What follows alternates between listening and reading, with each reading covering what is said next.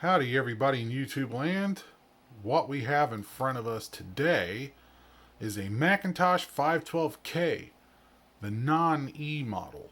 So, the story behind this one is back around 2007, I want to say it was. Um, I went to a flea market with a friend of mine back then. Anyone that's in the southeast Indiana, southwest Ohio, northern Kentucky area might already be familiar with this. So in Brookville, Indiana, which is in like Franklin County, Indiana, that whole Union, Franklin, that whole little area there, Metamora. If you're not familiar with it, I've uploaded YouTube video footage of my old campground that my grandma used to have a campsite in and stuff like that. But in Brookville, Indiana, there is a place called White's Farm. And it may still be operating today, but back then they were like Wednesday mornings from 6 a.m. to noon with an auction between 11 and noon. And then on Saturday mornings or something like that. I forget exactly what the hours are, but it was like that. So this machine, along with a 512KE, one keyboard and mouse. I don't remember if the mouse was with it, but it had the keyboard, external drive, 512K, KE, a few little phone net adapters, cables, whatever, in a little box, was in the auction. And I'm like, well, they were going through the auction, but it sits in front of the building line by line by line. Well, it was all the way over here, so I had to wait until they got over there. And I was the only bidder. It opened at $12, and I said, yep, and then that was it. I was the only bidder. So I got those two machines, which was included this one and all of that, for a whopping $12. So fast forward a couple years, I fixed up the 512KE, the floppy drive, a keyboard, bought a mouse for it, made some boot discs, and got that thing all nice and fixed up, restored, and sold it on eBay because I was short money at the time. This was in the 2009 time period, so it was hard for everyone back then that was alive back then understands what I mean. So I was a 23-year-old kid and I just needed the cash. So I sold it on eBay and got a whopping $36 for it. That's it. So this one has sat around since then. I forget what's the deal with this, but it needs some tender loving care. There's been a sticker that was here that someone tried to get off and gouged the plastic, so there's some issues going on there. This one's been through hell because we've got this dirt all over it where it's just been sitting around, and that floppy drive is long gone. Now I got this drive on eBay, not eBay, never mind. I got this drive from the Dayton Hamvention for like $2 because, well, it's got a cord that's been cut off of it and all of that.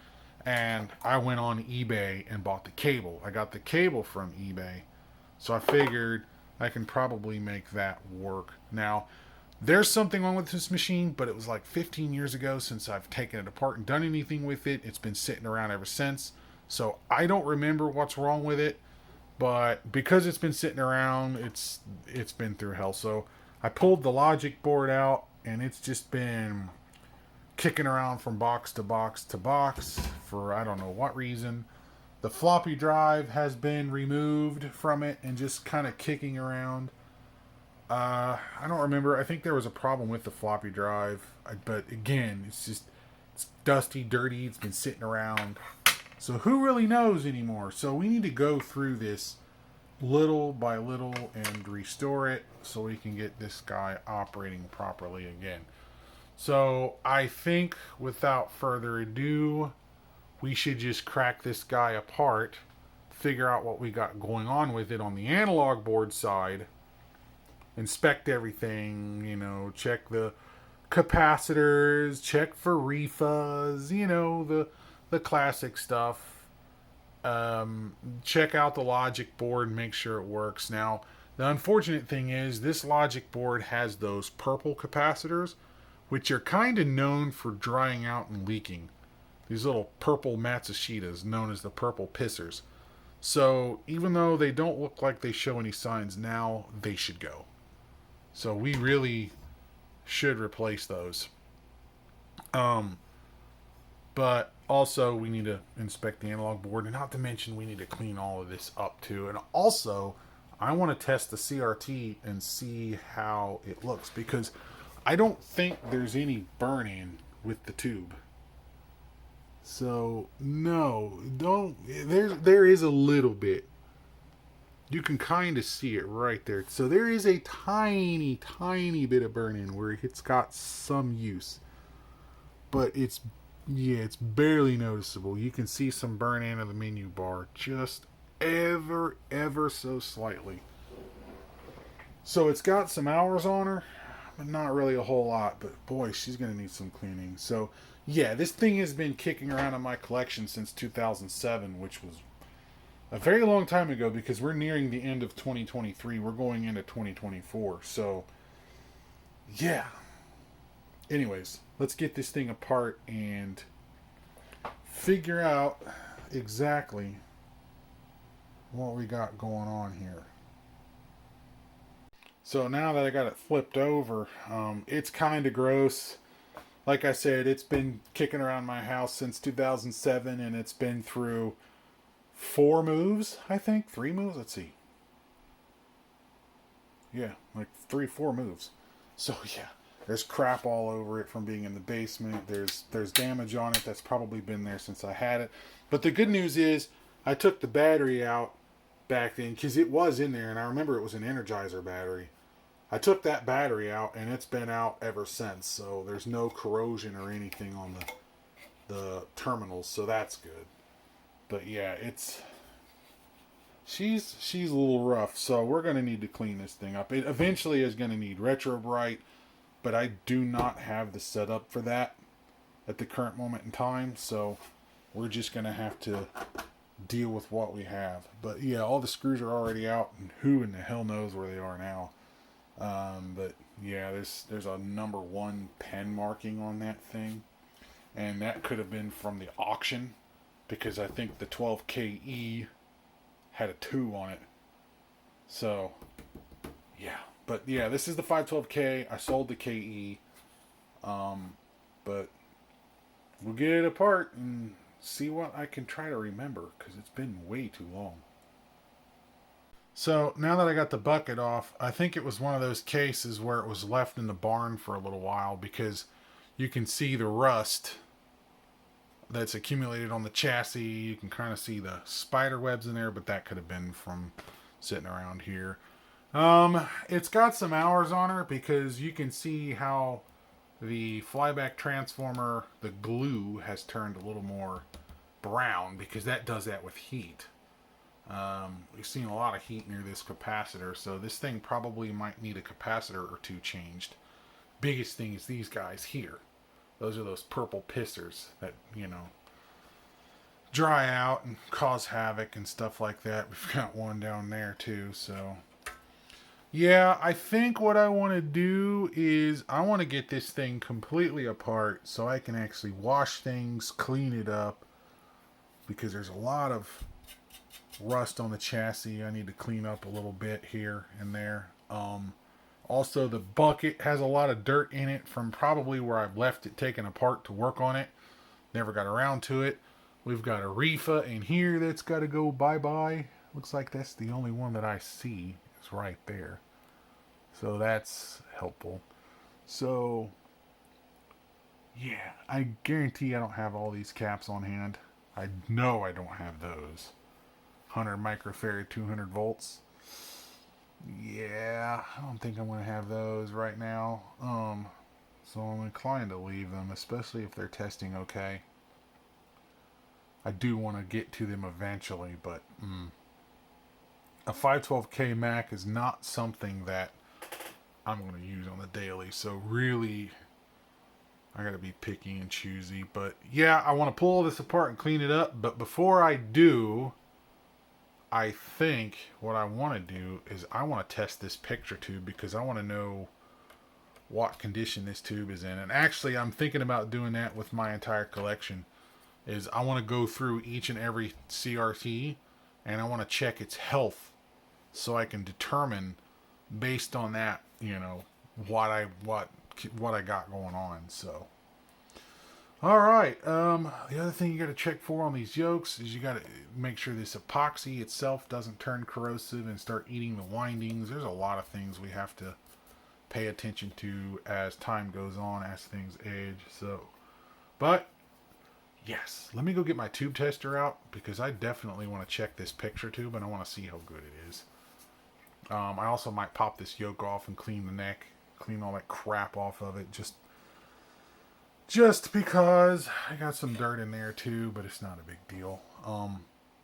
But yeah, it's time to get this thing tested and see what we got going on. Once I get it tested, I'm gonna take it all the way apart. All right, so here we go. Got socket 5 plugged into the tube. That's set for 12 volts because I think this is a 12 volt CRT. So yeah, are we glowing? Yeah, I can't tell. No shorts. So I can't tell if we're glowing or not. Well, I guess we'll find out. Set gun balance. We're set on black and white. Oh yeah, we got gun balance. So let's get you set right there on the black line. Let's check emissions. Oh yeah. We're definitely strong on emissions. Yeah, that's pretty good. So, since this thing doesn't really have any proper qualifiers on this particular tester, what I like to do is I use the filament voltage tick marks as my emissions on this tube, or on this tester, because we know brand new is out here in the D, which puts it like near this red line here. So we're like, I don't know, 12.6 tick mark there. So that's what my emissions is going to be, is right there. It's just an arbitrary value, but that's what I want to restore that is. So we're good. So this has definitely got a good picture tube in it. So, all right. All right, so the CRT tested really well. I didn't show it on video, but I did a live test, and it kind of falls off a little bit, not much, but it does kind of. So if I were to hazard a guess, and this is not the most educated guess, there's probably about 75 to 80% of its life left.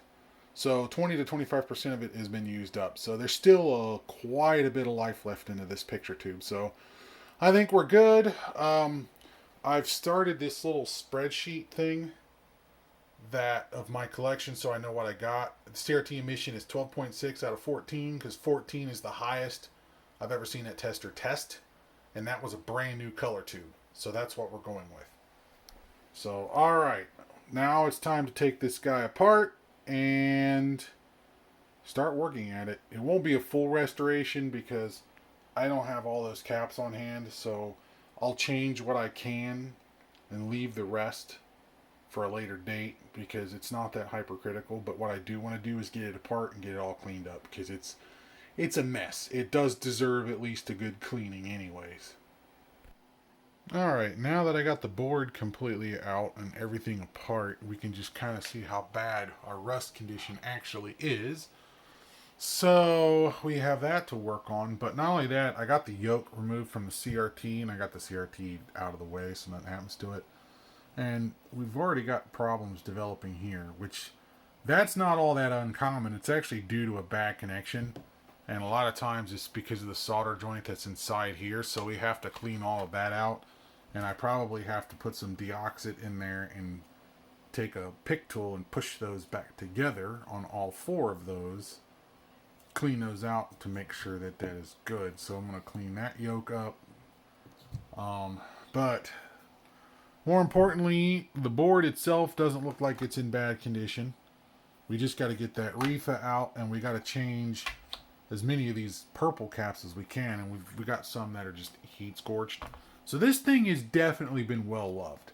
It's had its hours on it, I'll just say that. So yeah, I want to change what I can while I have this out, and then do some resoldering work on some of this, which it looks like I might have done some of this in the past. I don't remember. Yeah, However, we've got to clean this thing out because it's just disgusting.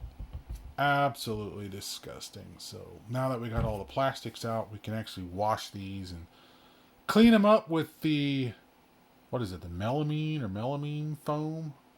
The magic eraser stuff? Yeah, and try to do the best we can with what we have. I want to take a little bit of sandpaper to that because that's just, yeah. So, there's a paint for this that looks very similar to this. I forget what it's called, but I've seen it on some YouTube channels. It's not a metallic paint. It's like a galvanized paint. That's it. It's a galvanizing paint that we can spray that with and clean that up. But you can see where the 400K drive used to sit. So we have that. Yeah. So, all right. So let's get to cleaning some parts. All right. I got the front faceplate washed, and I got the metal chassis washed and sanded a little bit. It's not perfect, but you'll see that here in a little bit. But while that's drying, the first thing I want to do, or the next thing I want to do, is I want to take a look at this analog board. So, just do all the preventative maintenance stuff like deoxit this potentiometer, but also I want to get this glue off because this hydroscopic glue absorbs moisture and heat, and you see what it does. See how it's corroding away the clamp mechanism? Well, that's an issue because it will destroy that and it'll snap eventually, right? So we have to get that off. And it's important that we do that because this clamp holds the ferrite core together because the ferrite core is gapped.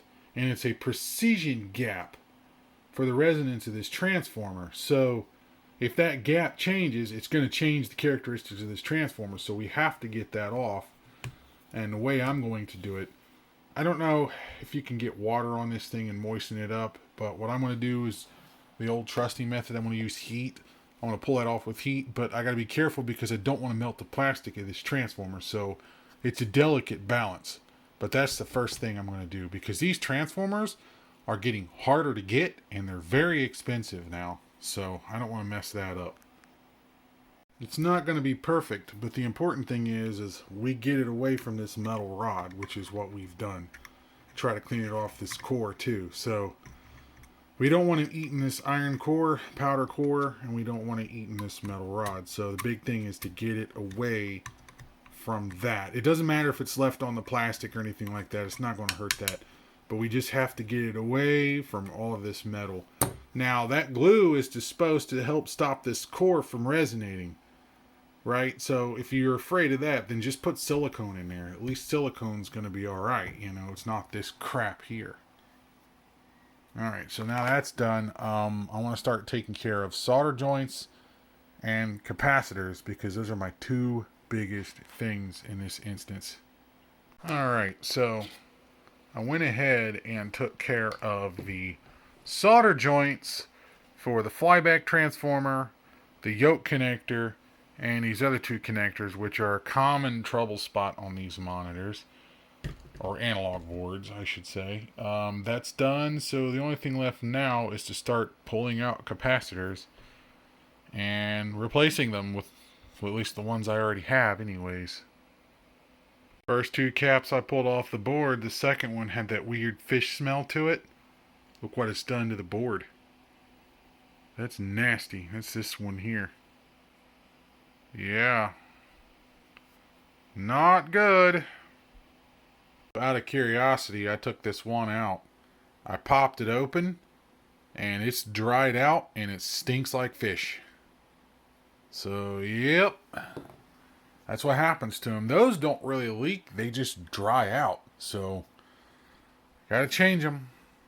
Now, these two, on the other hand, here, they're leaking. Because as soon as I was unsoldering them, I heard them sizzling on the negative leads. You can even see it right there. Yeah, they're just getting going. Like that one's not too bad yet.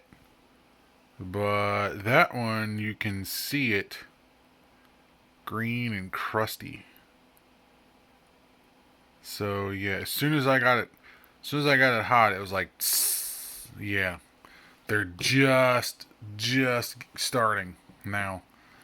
just now. This is the Matsushita.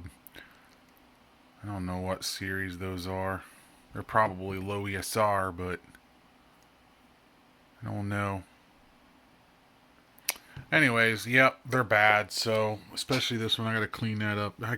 Matter of fact, I can probably wipe that off. Yeah, it's leaking. So, yep, there you go. So I just pulled these 33 at 16s out, and we got another one. Isn't that great? Yeah. Shot. So all those got to go too.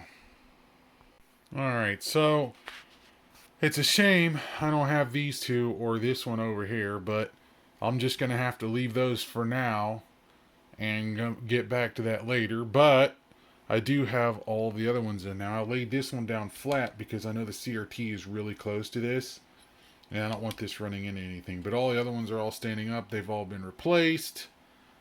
There was some over here that were leaking, some were not. So, yeah, it's important. Safety capacitor, the new one is reinstalled.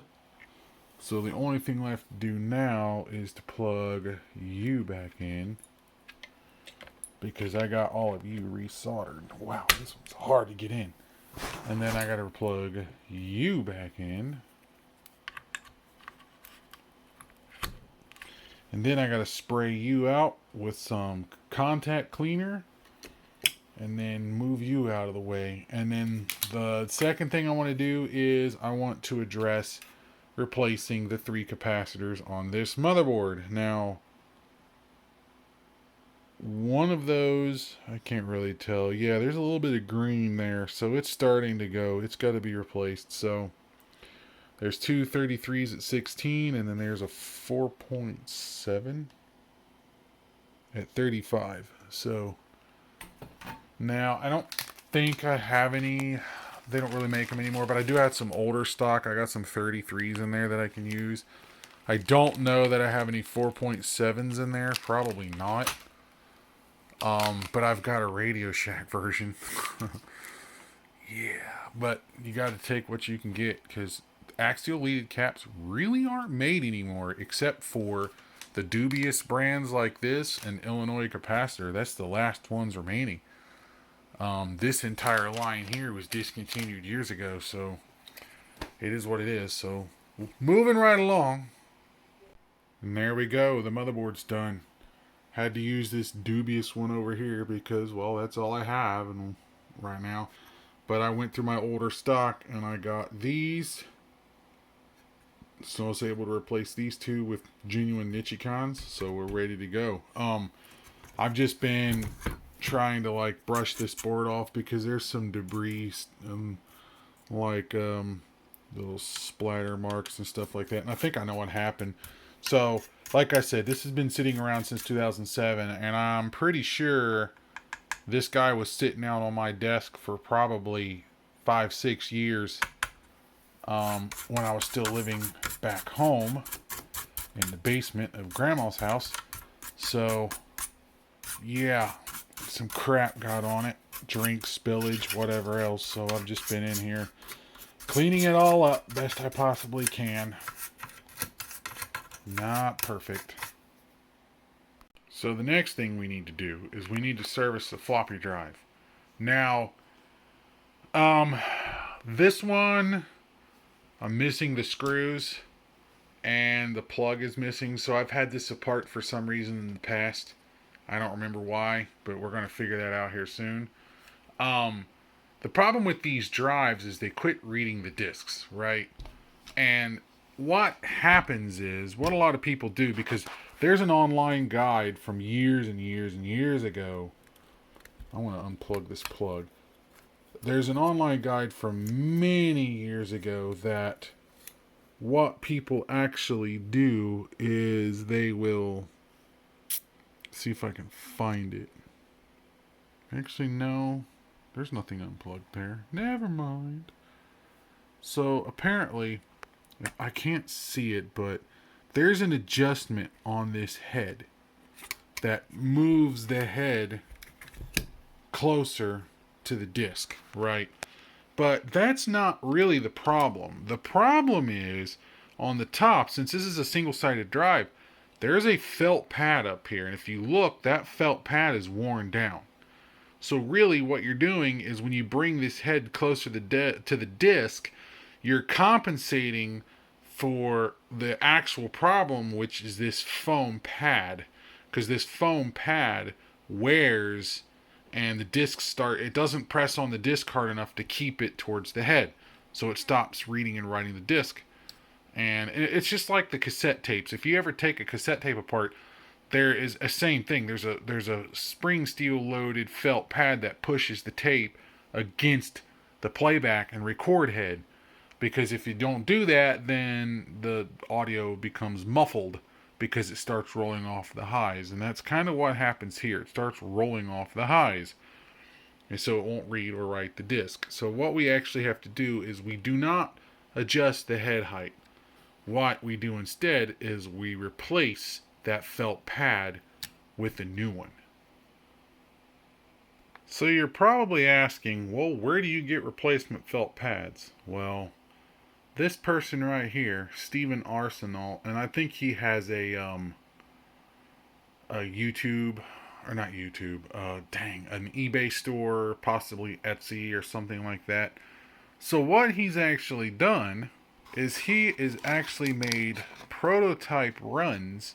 So he sent me some replacement eject gears for the floppy drive, but also he's made some reproduction felt pads that are 3D printed. They're prototype runs. I don't know if they've been tested yet. He sent them to a few people, but also me. It's just taking a long time to get to them. There's 3 of them here. I think they're different ones slightly. I don't know, but we're going to find out. So what we do is we replace these felt pads with brand new ones, and that should solve our problem. But before we can do that, I got to clean this drive up and figure out what, we got to get this thing taken apart so I can clean all the dirt out of here and all the dust and debris, because this thing is just absolutely gross. So yeah, it's a very old drive from December of '84, before I was even born. So she needs a little bit of love. And this is why I hate life sometimes. There's a C-clip there that's now missing because I went to take it off. So when I popped it off, it went doing, and I don't know where it is. So that's a problem. I don't know how I'm going to fix that yet. Alright, so I've cleaned the head now. It's all nice and spick and span. But I also replaced that little pad. Now, I'm going to try to get this in frame here. So if you look at it, you can see the difference right away. I mean, you see how short that pad is? Look how worn out that felt is. That's what I mean. That's why I say that you've got to change the felt pads.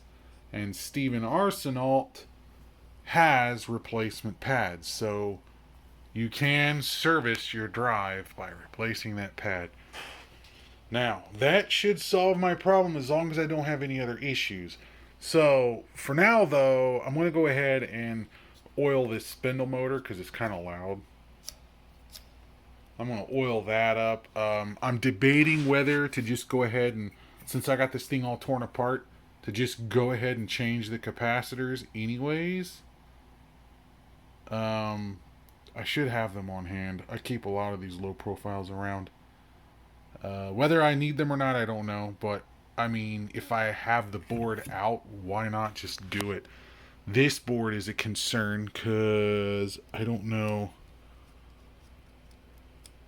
if I can actually get to this one, because there's 3 clustered there, there's 1 over here, and there's a few over here. So I'm debating, because that board does not look like it's going to be fun to remove.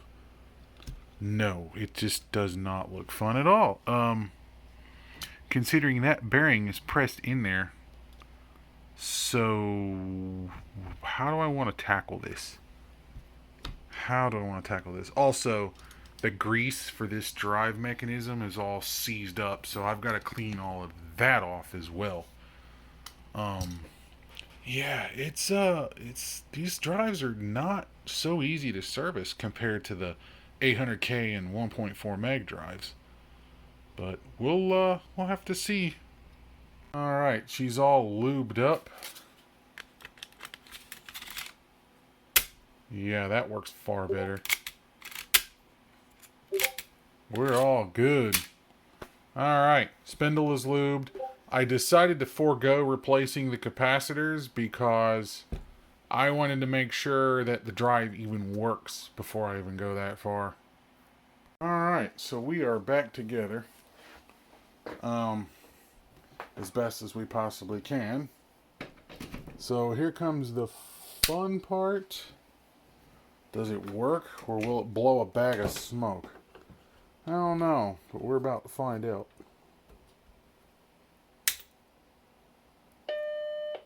Hey, we got a chime. Oh yeah, we're good. Oh boy, jumpy.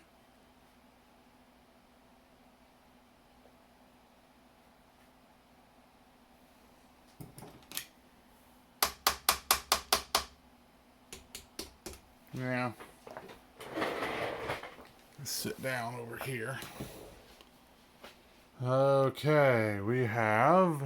Oh, the yoke is a little bit twisted. We got some blurring in the corners, so... The CRT... I mean, the CRT tested okay, but... There could be a few reasons why that is. So I need to get you adjusted right. There we go. We're adjusting the yoke right now. Again, don't go poking your hands in a CRT like what I'm doing unless you really know what you're doing. Because there's a lot of things that can go wrong, including lethal voltages.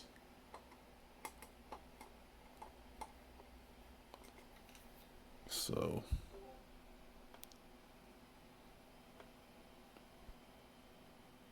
There we go. Trying to get the yoke adjusted right. Not fun. While live, because it's not exactly easy to do. Alright, so that shouldn't go anywhere. It's close enough. But yeah, we've got some blurriness. If I bring the brightness down, it's good. But if I bring it up, it goes away. So she's... needs a little bit of love, but it's working. Trying to clean the control, which I already sprayed the control out, so. Alright, so now the motherboard works, everything works there. Cut you off. What I need to do now is actually get the floppy drive hooked up so we can see if that actually works. But I need to find a 400K startup disk. I have one somewhere, but I don't know where. So let me find that first and find the cable, because I don't know where that is either. Alright, so I have this cable connected. I'm pretty sure this is a 400K disc. Now, this has been through hell, but fairly certain this is 400K, so we'll see what happens here. Here we go.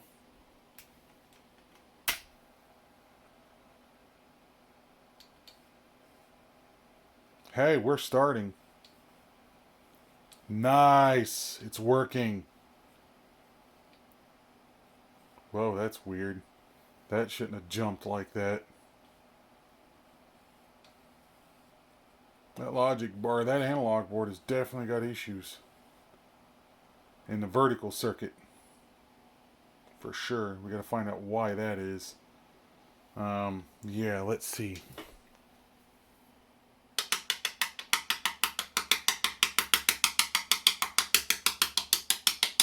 It's not bad solder joint related.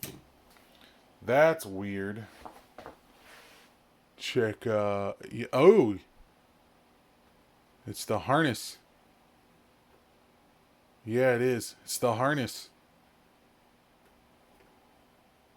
Okay. We've got a bad wire in this harness. That's an issue. That explains that. Okay, so we got to figure out where... It's the vertical drive signal for sure. But the good news is floppy drive is working, so I can go ahead and reinstall that back into its carriage and put it in here. So I think we're good there now. Now, before I start tearing apart wiring harnesses, I think what I'm going to do is I'm going to spray deoxit into those connectors and then reseat them and see if the problem goes away. Because I don't want to start tearing apart wiring harnesses and redoing wires if that's all it is. It's just an oxidized connection. So, good old deoxit. Let's see what she does. But other than that, it seems to be working fine. I do want to check the eject mechanism and make sure that that is good. So let's do that real quick. Let's check the ejector and make sure that works. Yes, it does. Alright, so yeah, we need to deoxit that connector and see what we got going on with that.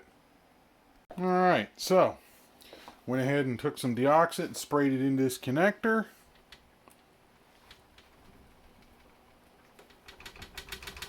That's it. Just needed some deoxit. I love it when it's simple. So deoxit's in there. We're all good with that. So awesome. So we can start putting this thing back together, and then we can take a look at the external drive and get that one fixed and going and making sure that all of that is good. We should be good to go. Now, there is still the matter of, because I took this drive apart, I don't know, 13 years ago or some odd time period, and I'm missing 2 screws. So I need to find those screws. Unfortunately, the screws that I had in my, junk screw bucket, it doesn't fit. So yeah, I don't know what happened to these 2 screws. Who knows? I've been through, since I took this apart, I went from my house to the apartment, and then from the apartment to another house, and then from another house to this house. Well, that wasn't even a house, it was a trailer. And then this house. So, yeah, who knows? Anyways, so I got to find some screws here and then get that put back together into the retaining bracket, put back in there. So, yeah, fun stuff. Alright, now that the computer itself is all squared away and basically fully functional at this point, I tried to adjust the focus and it's barely responding, so I'm thinking the CRT itself, even though it tests okay on the tester, is probably a little bit weak. It's hard to say, but there's an issue with the focusing anode, and it's not the pot. I do know that much. So yeah, it's fun. It's definitely fun. Looking at the schematic, the focus potentiometer is on the same connection as the brightness potentiometer, and that one works. So I know that's not what it is. Anyways, moving right along.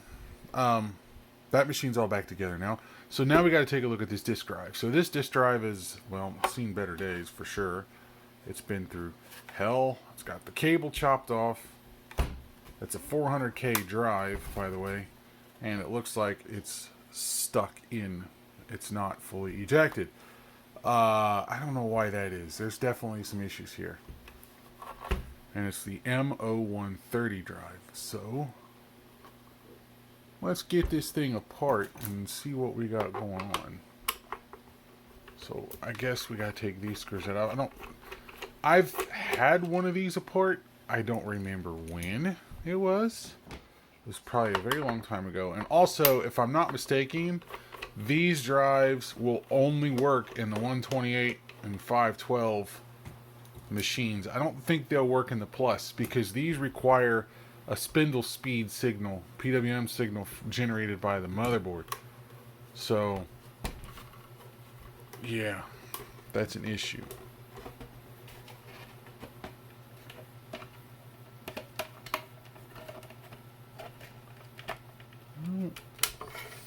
I think it's gonna... No, it's not. So, yeah, we gotta do it this way. Because this holds the drive itself in, which in theory shouldn't have been a problem, but you know how that goes sometimes.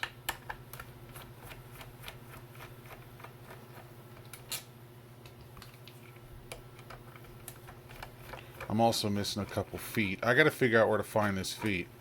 I don't, it doesn't matter for the gray feet or anything like that. I'm sure there's some kind of a foot that I can put on here to make work.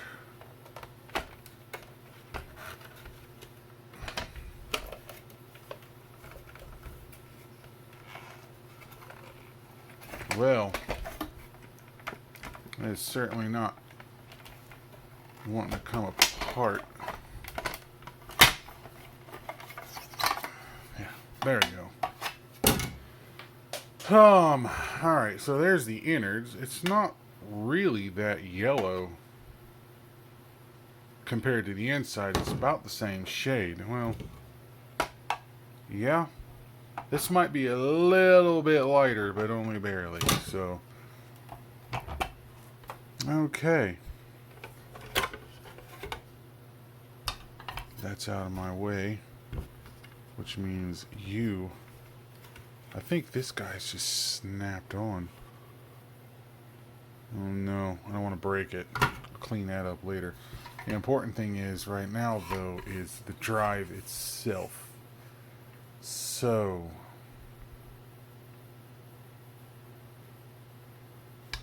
I'm pretty sure this one is going to need the same treatment as the other one. The felt pad, a good cleaning. This has been messed with before. Oh yeah, it's been apart before, so someone's been monkeying with this before I got the drive. Because we're missing a pile of screws. Yeah, we definitely are. Okay. Well. We only have one screw.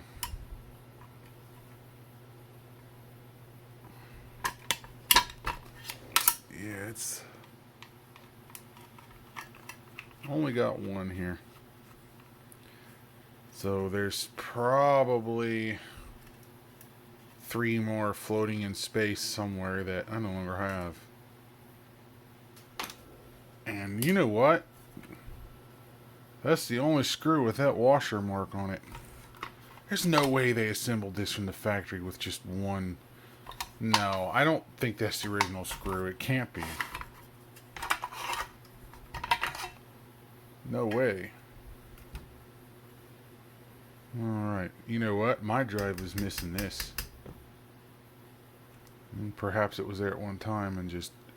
Oh, God. Whoo! It's frozen solid. Yeah, I bet I know why.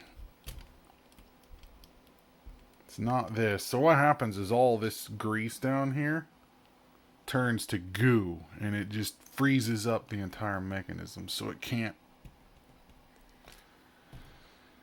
That's why. Alright, so all of this crap's gonna have to come apart. I'm not surprised. Of course.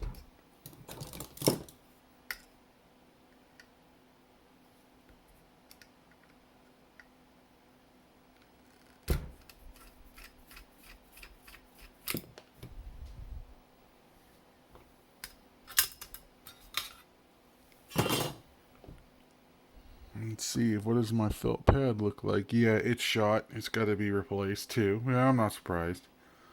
So, the head itself looks to be in good shape. Nothing wrong with the head. But I'm going to fathom. Yeah, that's exactly what it is. That felt is just barely touching that head. Even if it's touching, I don't even know if it's touching it. It is. Definitely is. But just barely. Yeah, that's got to be changed. But it's a good thing we got spares up here, so. Okay. Yeah. First off, we need to get rid of this because someone decided this was an amazing idea to cut it. And actually, I don't know why I'm removing that. Because I don't need to remove that.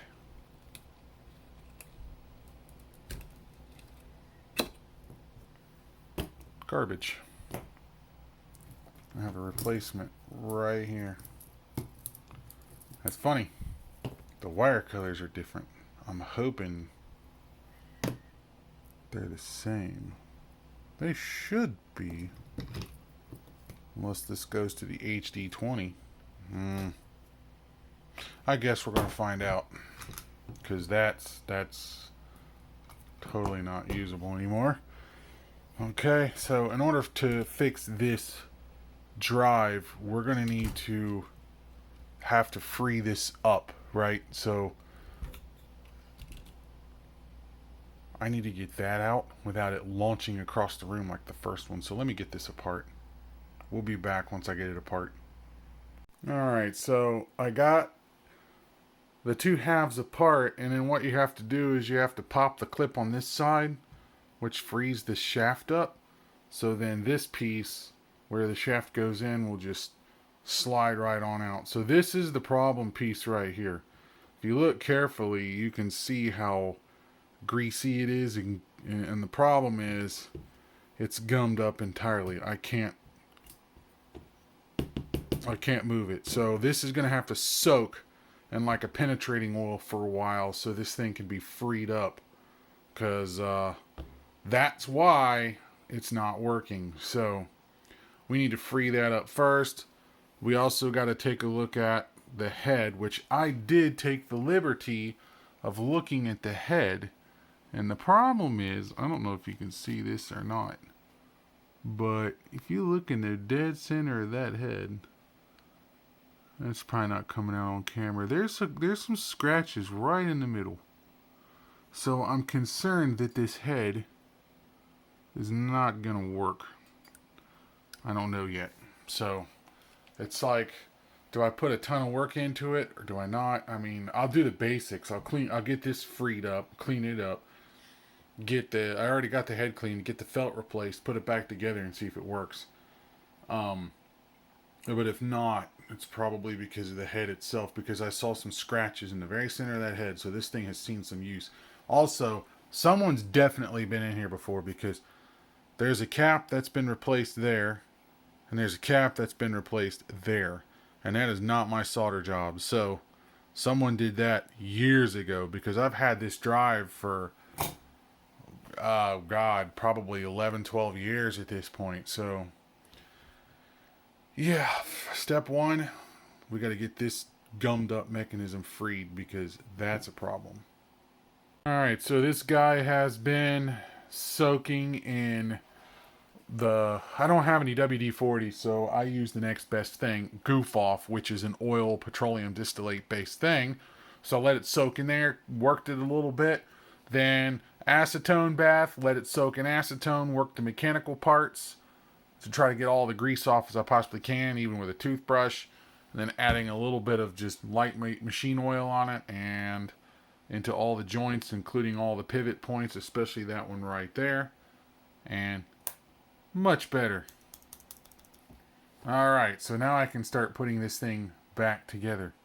But first, I gotta replace this while I have it apart. So that's what I'm gonna do. Alright, so the drive's all back together. Got the new felt pad on. I had to use a little bit of heat to free this one up, because this pivot point here didn't want to move either. So yeah, I don't know where this thing was stored, but the grease was rock hard. So alright, we're all hooked up. Let's see what happens. It's either going to work or it is not. So there's an LED on in there, I think. No, maybe not.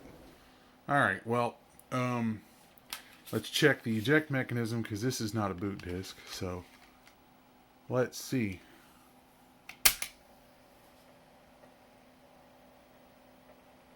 should give up. It does. Eject works. So we're good there. Now, will this actually work?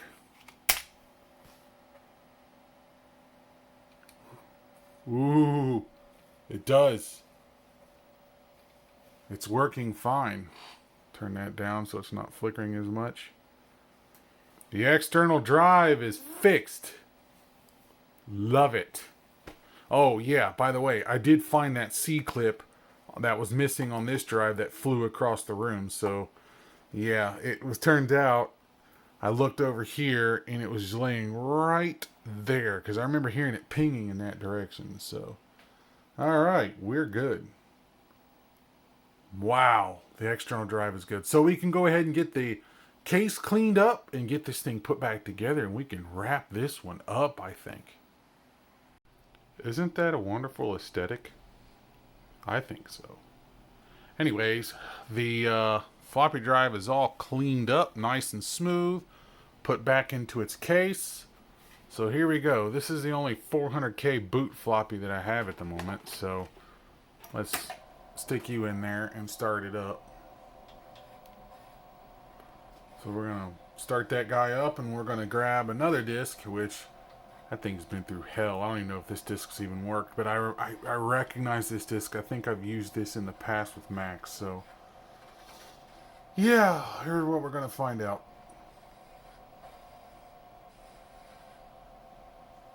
I'm going to take you.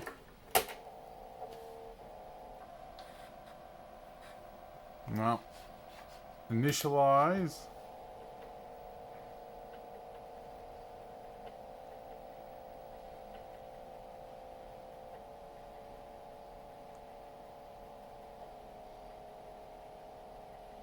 You can hear the drive speeding up and slowing down as it's formatting the disk.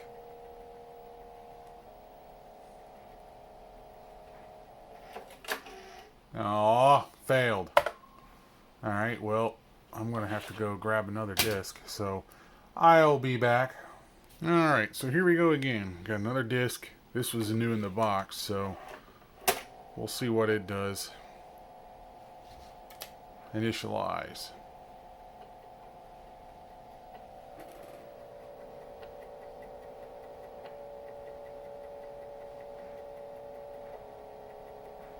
It's a musical floppy drive.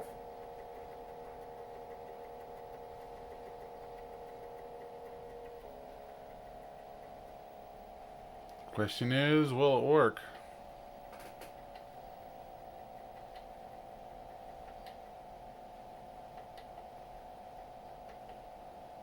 Oh, it does. Well, let's make it the same as this one. I don't know the code to do the TN, so I'm just going to leave it like that. So here we go. We're just going to copy all of this over to this drive. That thing's starting to sound rough now. I wonder if my felt pad came off. Doubt it, it wouldn't read. It's kind of scratchy sounding. Could be that disc too.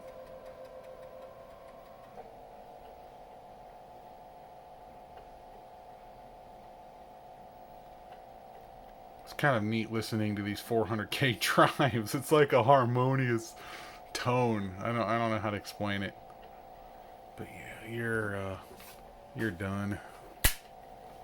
Well, let's see. It's been through hell.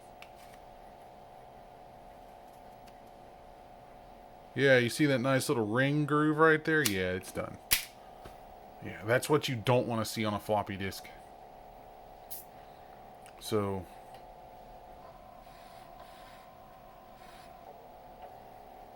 it looks like it's copying.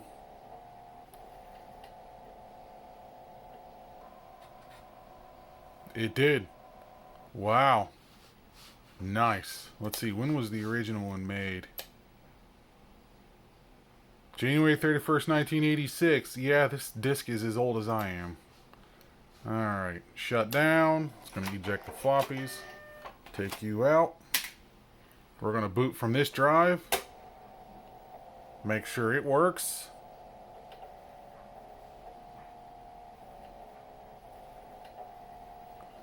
noise this thing makes.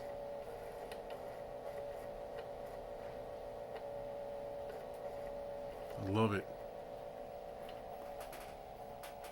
Alright, so this one is working. Nice. Alright, so is there any other software in here? No, there isn't. This is an HP 2392 terminal emulator program. Yep, I don't have anything that uses it, but if anyone needs a copy of it, let me know in the comment section. I will put it on archive.org or Macintosh Garden or something, because that's it right there. Yeah, it's seen better days, but it does work. I didn't lose the software, so. Alright, so now I want to try to boot. Here's what we got to do. We got to make sure both drives have the same alignment. So I just formatted and wrote this disk with this drive, as you saw in real time. So we're going to boot it. We're going to move the disk over to this one and see what happens here. Yeah, there we go. It's working.